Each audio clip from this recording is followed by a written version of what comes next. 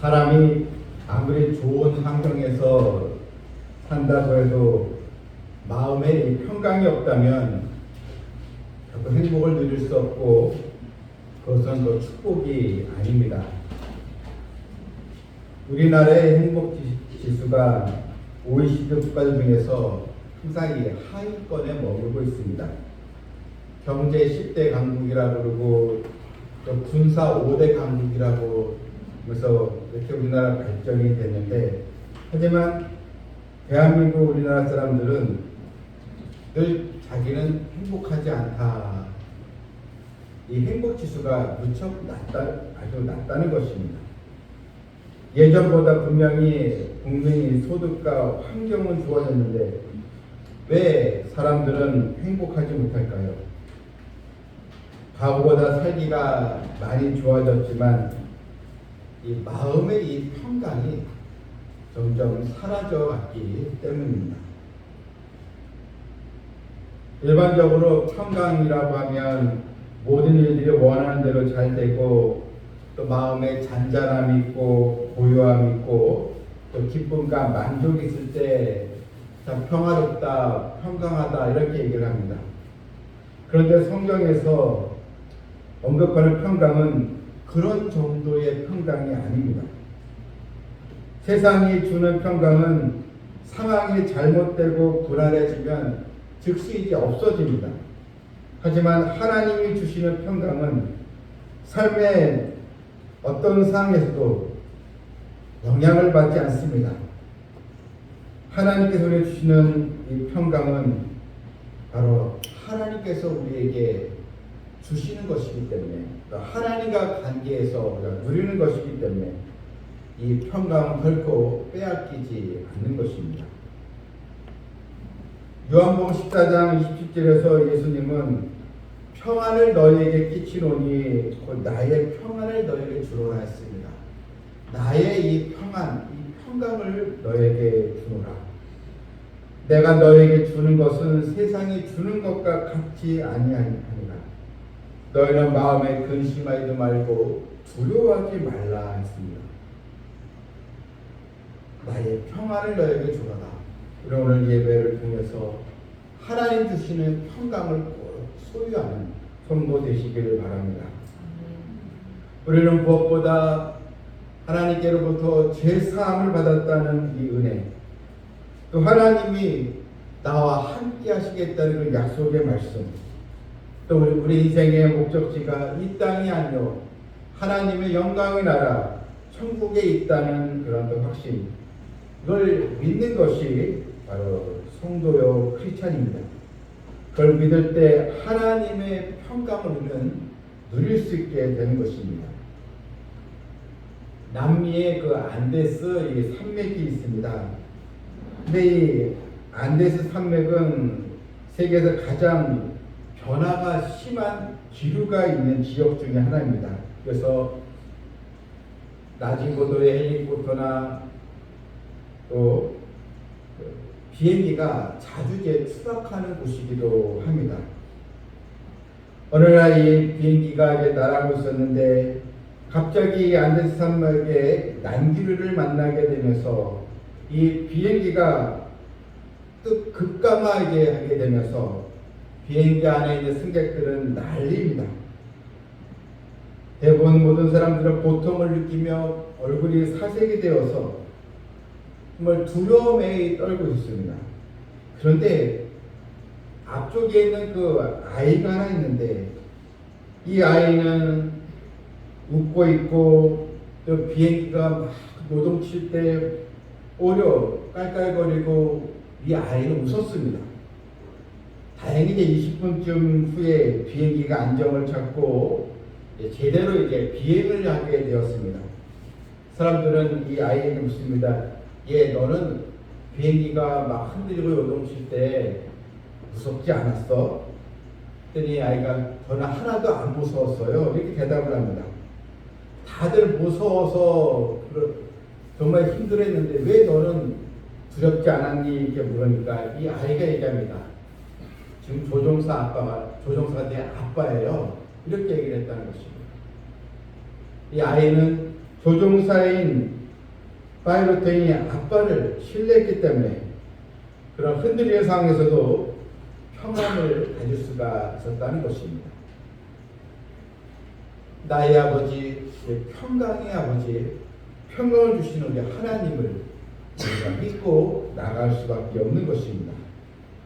오늘 이 본문을 15절 보게 되면 그리스도의 평강이 너희 마음을 주장하게 하라 했습니다.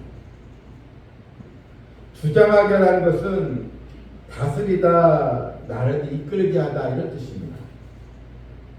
염려와 그래도 불안한 삶이 있고 걱정거리가 밀려올 때 그럴 때 기도해야 됩니다.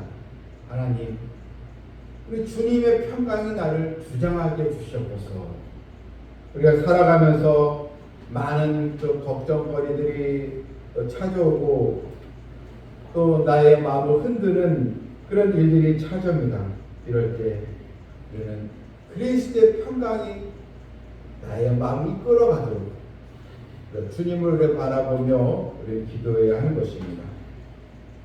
너희는 평강을 위하여 한 몸으로 부르심을 받았다 이렇게 나와 있습니다. 하나님이 나를 택하시고 불러주시는 목적이 바로 너희는 평강을 위하여 한 몸으로, 이 한 몸이라는 것은 교회를 말합니다. 교회의 머리이신 주님을 중심으로 해서 우리 성도들이 각 지체가 되어서 연결된 이 교회, 우리는 평강을 위하여 주님의 교회로 부름을 받은 자녀라는 것입니다.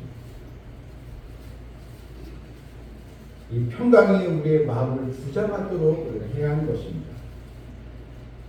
정부가 5년 전부터 이 모든 이 국민이 정신적으로 힘들어하고 또 우울감이 많이 빠지자 우울증 정기 검진을 한다는 이 방침을 세워놓고 시행을 하는 가운데 있습니다. 많은 이 국민들이 참 힘들고 어려운 일에 그 심적으로 너무나도 고통스러워하고 있다는 것을 조금 더 국가적으로 좀 해결하고자 했던 것입니다. 근데 어느 날 몇 년 전에 한 여학생이 있는데 제가 그렇게 애지중지하게 키웠던 애완견이 있는데 그만 이 애완견이 병들어 죽고 이제 말았습니다. 근데 이 학생이 그 슬픔을 이기지 못하고 마음의 절망을 이기지 못하고 이 학생이 연탄을 비워놓고 자기도 이 애완견과 함께 화장을 하게 달라 이렇게 또 유서를 남기고 숨을 거뒀다는 그런 또 사건이 발생되게 됐습니다. 그만큼 오늘날에 많은 사람들이 일어나는 일, 예기치 않는 일을 대처할 수가 바로 없다는 것입니다. 우울증은 마음의 감기라고 하죠. 감기에 걸리면 멀쩡한 사람도 심한 고통에 시달립니다. 그래서 이런 흥미와 즐거움을 또 잃게 되고 또 기운이 없고 활동도 약해지게 됩니다. 그런데 물론 이런 우울감이나 우울증이 생기는 원인이 여러 가지 있겠지만 또 자기 생활에 대한 불안 때문에 일어나는 증세라고 하지만 이게 치료되는 방법이 무엇입니까? 물론 약물로도 치료를 받아야 되겠지만 무엇보다 하나님 나에게 주신 은혜를 회복하게 될 때 은혜라는 찬양의 가사처럼 내가 누려왔던 모든 것들이 내가 지나왔던 모든 시간이 내가 걸어왔던 모든 순간이 당연한 것이 아니요 바로 하나님의 은혜였다는 이 하나님의 은혜를 회복하게 되면 절망의 마음을 이길 수가 있는 것입니다. 바로 그 은혜가 바로 주님이 주시는 평강인 것입니다. 지금 내 마음속에 무엇이 나를 이끌어가고 있습니까? 주님의 평강이 나를 지배하고 원망과 불평이 나를 이끌어가는 것이 아니고 또한 미움과 다툼과 분노가 나를 이끌어가는 것이 아니고 주님의 평강이 나를 이끌어가도록 우리는 하나님 앞에 믿음으로 서 있어야 되겠습니다.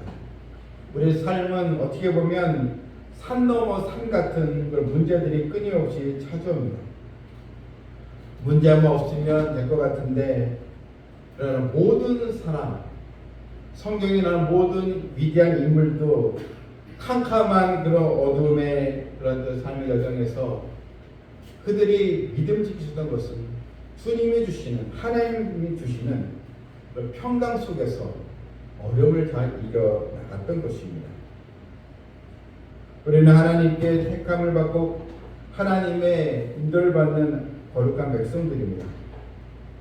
여러분, 오늘도 주님의 평강이 나를 뚫어주시옵소서 소망하며 하나님을 의지하는 것 되시길 바랍니다. 그렇다면 어떻게 하면 평강이 내 마음을 주장하게 할까? 본문에 이 비결이 두 가지가 나옵니다. 평강이 나의 마음을 주장하도록 하는 그런 방법. 먼저 첫 번째가 바로 너희는 또한 감사하는 자가 되라. 이 감사 신앙의 회복입니다. 감사는 그리스도의 평강이 내 마음을 지금 주장하고 있다는 확실한 증거라는 것입니다. 그런데 감사가 없고 감사가 인색하게 되면 그리스도의 평강이 내 안에 떠나가 있는 것입니다. 미국에서 있었던 일입니다. 1814년부터 1817년에 미국에는 무려 4년에 걸쳐서 심한 가뭄과 엄청난 수의 메뚜기의 습격으로 인해서 농작물이 전멸하고 경제 공황에 빠진 일이 있었습니다. 그런데 미네소타주의 주지사 필스 벌이라는 이 주지사는 미네소타의 주민들에게 1817년 4월 27일은 감사 기도의 날이다 이렇게 선포했습니다. 농작물은 다 없어지고 참으로 살기가 어려운 시절이 왔지만 그래도 내 몸이 움직일 수 있고 살아있고 앞으로도 우리에게 기회를 주신 하나님께 감사합시다. 그래서 지역 주민들 하여금 이날은 감사 기도의 날로 선포하면서 같이 기도하자라고 했습니다. 주민 전체가 이 주지사의 그런 말을 또 듣고 다 참여하기로 했습니다. 그래서 이 미네소타주에 있는 그 주민들은 다 이 날을 기점으로 해서 하나님께 감사 기도를 했습니다. 얼마 후에 놀라운 일이 벌어졌습니다. 들판을 덮었던 메뚜기 떼가 그 며칠 사이에 다 죽어 있었습니다. 과학적으로도 설명할 수 없는 기적이었다고 했습니다. 여러분, 역정 중에도 감사를 잃지 않을 때 하나님 우리의 믿음을 기쁘게 보시고 우리에게 문제를 해결해 주시는 은총을 주시게 되는 것입니다. 지금 우리나라의 강릉 지역은 아주 가뭄으로 굉장히 힘들답니다. 다 단수를 해야 되고 여러 또 공공 화장실을 다 잠그고 또 수영장도 잠그고 이게 앞으로 20여일 정도 있으면 물을 못 쓴다고 합니다. 그래서 또 뭐 기후제를 드린다 이렇게 기후제 제사까지 드리고 이렇게 했는데 여러분 우리가 정말 한쪽에 기도해야 될 줄 믿습니다. 그런 기후제가 아니라 하나님 앞에 함께 기도하고 우리 또한 인생에 가뭄이 있을 때 감사 신앙을 회복하여 하나님의 은총이 하나님의 손길이 임하기를 간구해야 되겠습니다. 데살로니가서 5장 18절에 범사에 감사하라 이것이 그리스도 예수 안에서 너희를 향하신 하나님의 뜻이니라 했습니다. 하루를 우리가 시작할 때 감사 기도로 하루를 여시길 바랍니다. 먼저 감사하시길 바랍니다. 하나님 오늘 나에게 은혜를 주실 것을 감사합니다. 우리는 나의 일정에 하나님의 섭리가 있게 될 줄 믿습니다. 그러니까 여러분 감사의 기도로 하루를 여시라는 것입니다. 또한 작은 여러분 노트에 감사 기도 노트를 한번 적어보시길 바랍니다. 우리 자꾸 이제 잊어버리는 게 있으니까 내가 감사했던 일, 감사해야 될 일을 잠깐 노트에 적으면 우리가 더 큰 감사의 축복을 경험할 수가 있습니다. 어느 이 목사님이 사모님이 계시는데 그 사모님이 그만 병원에서 위암 판정을 이렇게 받고 캄캄하고 너무너무 힘이 들어서 절망에 빠졌습니다. 한창 나이에 이렇게 또 암에 걸린 것이 너무나 속상했습니다. 그래서 자꾸 부정적인 생각이 들어왔습니다. 목사님과 함께 교회 개척 시절에 극심했던 고생 때문이 아닌가 이렇게 생각이 들으면서 자꾸 이제 남편과 다투게 되고 또 하나님께 대한 원망의 마음도 자꾸 차올랐습니다. 그 어느 날 이 목사님이 결혼 주례를 해주신 은사 목사님 만났는데 그 은사 목사님이 자네 좀 얼굴이 어두운데 무슨 일이 있는가 그래서 가정에 있었던 일을 이야기를 해 주었습니다. 그러자 은사 목사님이 제안하기를 자네 노트를 한번 사다가 사모에게 한번 줘보게 그 노트에 감사일만 생각나는 대로 적으라고 내가 이야기했으니까 꼭 해보라고 한번 해보게 시도해보게 그래서 이 목사님이 노트를 또 사서 은사 목사님이 이제 주례하신 목사님이니까 명령이다. 힘들어도 이렇게 꼭 해봐라. 그랬더니 이제 이 아내 되는 사모도 은사 목사님이 하라 그러니까 자기 순종하겠다고 해서 이제 하나씩 한두 줄씩 감사했던 일 또 지금보다 어렸을 때 그때 하나님의 은혜를 경험했던 일을 써내려가기 시작했습니다. 또 아주 평범한 일도 일상적인 일도 감사의 이야기로 적어갔습니다. 그랬더니 감사일이 너무나 많이 있다는 것을 발견했습니다. 그래서 이 아내는 가장 가까운 사람도 찾아다니며 감사의 인사를 하고 감사의 기도를 드렸습니다. 그 다음날도 여기저기 다니면서 계속 이 감사의 신앙을 또 고백을 하고 감사하며 살았습니다. 그랬더니 한 2달쯤 지났는데 이렇게 쑤셨더니 몸이 통증은 사라지고 또 다리에도 더 힘이 생기고 또 그 후에 병원에 가 진찰해 보니까 의사가 깜짝 놀랐다는 것입니다. 사모님 암세포가 다 사라졌습니다. 여러분 이게 감사의 능력은 또 놀라운 또 역사가 일어나게 되는 것입니다. 감사가 없는 신앙은 끊어진 숨과 같지만 감사로 가득한 신앙은 내 영혼에 평강을 주고 하나님은 놀라운 역사를 또 체험하게 되는 것입니다. 받은 은혜를 잊지 않고 감사하는 마음으로 살아간다면 우리 앞에 있는 여러 문제들도 우리는 그 문제들을 오히려 딛고 일어서는 그런 용기와 또 지혜와 또 믿음을 갖게 될 것입니다. 17절 말씀을 먼저 보게 되니까 또 무엇을 하든지 말에나 일에나 다 주 예수의 이름으로 하고 그를 힘입어 하나님 아버지께 감사를 했습니다.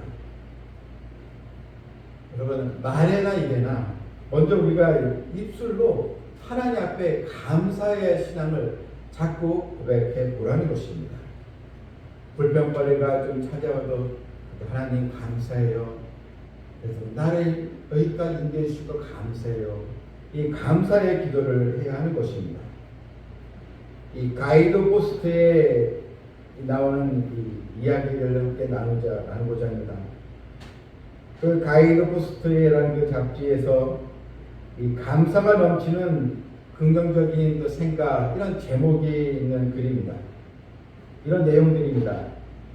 손님을 치른 후에 치울 것이 너무 많다면 그건 내게 친구들이 많다는 뜻입니다.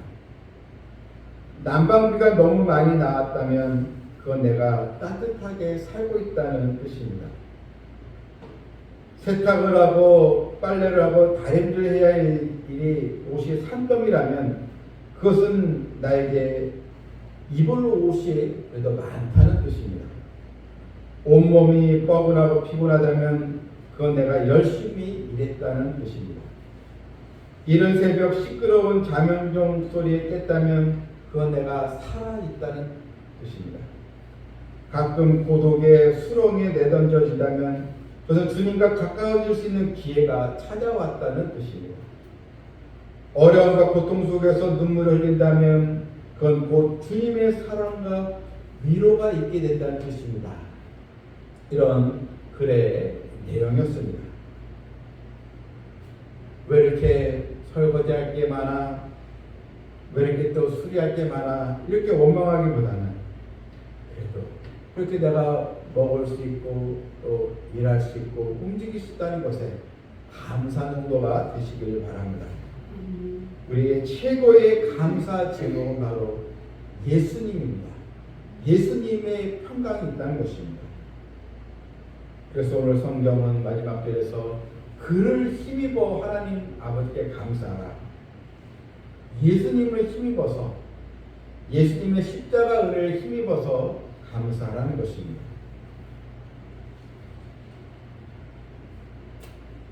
나로 하여금 사망의 뭉침한 골짜기에서 나를 끌어올리신 또 사탄의 권세와 억압에서 끌어올려주신 하나님의 은혜 주님의 십자가 은총을 힘입어 감사하는 도가 되시길 바랍니다. 한의원에 가면은 체질 검사를 많이 하잖아요. 뭐 태양 체질, 소음 체질 이렇게 체질을 검사를 하는데 여러분 예수 믿는 사람의 체질은 무엇보다 감사 체질이 되어야 될 줄 믿습니다. 내 마음의 평강을 빼앗는 그런 또 일들이 있습니다. 그런데 대부분 거의 염려거리들인데 빌립보 4장 6절 말씀 보게 되면 아무것도 염려하지 말고 다만 모든 일에 기도와 간구로 너희를 구할 것을 감사함을 하나님께 아뢰라. 그리하면 모든 지각에 뛰어난 하나님의 평강이 그리스도 예수 안에서 너희의 마음과 생각을 지키시리라. 아무것도 염려하지 말고 모든 일에 기도와 간구 또 감사할 것을 구할 것을 감사함으로 즉 감사 기도로 나아가라는 것입니다. 또 한 가지 주님의 평강이 나의 마음을 주장하기 위해서는 무엇보다 말씀 신앙의 회복입니다. 16절에 보니까요. 그리스도의 말씀이 너희 속에 풍성히 거하여 여러분 말씀이 우리 속에 풍성히 거하도록 이 말씀 신앙을 회복을 하라는 것입니다. 지금 이 시간 내가 선포되는 하나의 말씀을 들으면서 이 말씀이 마음에 새겨지고 감동이 될 때 지금 그 말씀이 내 안에 풍성히 거하고 있다는 그런 증거입니다. 하나님의 말씀이 내 머리 지식에만 있는 것이 아니고 이 말씀으로 인해서 나의 삶이 변화가 되고 바뀔 때 우리는 주의 말씀이 풍성히 거하게 되는 것입니다. 예수님께서 사람이 떡으로만 살 것이 아니요 하나님의 입에서 나오는 모든 말씀으로 살 것이라 했습니다. 떡으로만 즉 물질로만 사는 것이 아니라 하나님에 나오는 말씀으로 살아야 하는 것입니다. 말씀이 깨달아지고 말씀이 은혜로 다가와지고 말씀이 하나님의 선물로 우리가 받게 될 때 그럼 주님의 평강은 내 안에 넘치게 되는 것입니다. 우리 마음 안에 주의 말씀이 늘 심겨지도록 늘 말씀 앞에 열린 또 마음, 또 겸손한 마음으로 말씀을 꼭 듣길 바랍니다. 계시록 1장 3절에 보니 예언의 말씀을 읽는 자와 듣는 자와 그 가운데 거룩한 것을 지키는 자는 복이 있나니 때가 가까움이라 했습니다. 이 예언의 말씀 여러분 읽고 듣는 자 또한 기록된 것을 지키는 자가 복이 있는 것입니다. 이제는 생명의 말씀을 늘 마음에 담는 것 되길 바랍니다. 사람은 서로 아는 만큼 보인다고 하지 않습니까? 서로 잘 아는 만큼 또 성격도 알아지고 이 사람의 또 취향도 알게 되면 더 가까워지지 않겠습니까? 사람을 사귈 때에도 이렇게 알아가면 좀 더 깊은 교제를 누리게 되는 것처럼, 그래도 하나님이 어떤 분이신지 하나님을 알기 위해서 하나님의 말씀을 더 우리가 알고 깨달으면 우리 하나님과 관계도 더 깊어지게 되는 것입니다. 구약의 호세아 선지자가 우리가 여호와를 알자, 힘써 여호와를 알자라고 했습니다. 그래서 여러분, 감사와 말씀 신앙으로 주님의 평강이 우리 마음속에 있게 되는 것입니다. 말씀을 맺겠습니다. 부활하신 예수님께서 세 번에 걸쳐서 제자들을 찾아가셨는데, 이때 제자들에게 하신 말씀이 첫 번째 말씀, 부활하시고 제자들에게 첫 번째 말씀이 너희에게 평강이 있을지어다, 이렇게 말씀하셨습니다. 얘들아, 너희에게 평강이 있을지어다. 주님께서 이렇게 강조하신 이유가 무엇입니까? 우리가 살아가는 세상은 마치 파도가 요동치는 것 같은 두려움과 걱정과 불안에 파도가 밀려오는데, 그때 주님은 우리에게 평강이 있을지어다, 이렇게 우리에게 말씀하고 계신 것을 믿고 감사와 말씀 중심의 신앙으로 평강이 나의 마음을 주장하도록 인생을 또 살아가는 그런 성도들 되기를 주님의 이름으로 축원합니다. 하나님 아버지, 하나님은 평강의 아버지시고 우리에게 평강을 주시는 사랑의 아버지인 것을 감사드립니다. 우리도 성도들 오늘 주신 말씀을 그냥 귀로만 듣는 것이 아니고 이 말씀을 우리 마음의 풍성에 거하게 주셔서 이제는 감사의 기도로 또한 평강을 또 회복하고 누리는 주의 백성들 다 되게 하여 주시옵소서. 예수님의 이름으로 기도하옵나이다.